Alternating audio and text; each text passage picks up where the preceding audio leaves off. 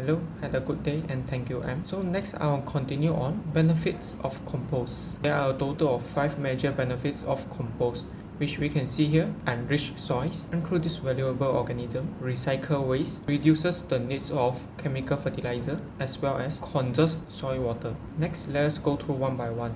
First of all is enrich soils. Compost consists of macro and micronutrients obtained from decomposition. Besides that, compost also able to help soil to retain its nutrients and fertility via CEC content. Besides that, compost also can bring valuable or beneficial microorganisms by break down organic compound faster into plants' available nutrients, and microorganisms such as rhizobium able to convert nitrogen source from the air into a plant nutrients. From the third point, recycle material, which compost able to reduce the waste with composting materials, especially kitchen waste. And due to compost able to supply nutrients naturally to the soil, it able to minimize the usage and utilization of chemical pesticide. With the reduction of chemical usage, it able to minimize pollution, promoting beneficial microorganisms to protect the crops and plants.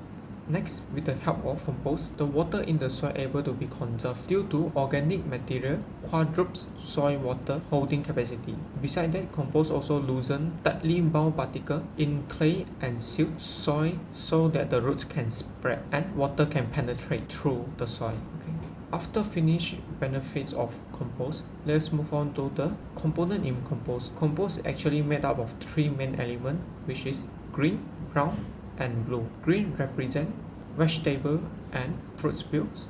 Brown represent branches and dry leaves, which supply carbon, and blue represent water, which to provide water for microorganism metabolic activities, which like just now we say, brown able to provide carbon source, green able to provide nitrogen source, and blue able to provide water to the compost, which these 3 are the main element in compost. There are certain things that can be used in compost, such as fruits and vegetables, eggshells, papers, leaves, ashes, and tea bags. On the other hand, there are also things that shouldn't be utilized in compost, such as daily product, due to daily product will plumps the food and encourage anaerobic decomposition, which will secrete a faulty smell. Then come to disease or insect-ridden plants, which might contaminate the lively plants due to the transferring of disease or insect. Grease and oil also shouldn't be included in compost because they can form a water-resistant barrier around material, causing no oxygen supply to the microorganism. Meat and fish, which potentially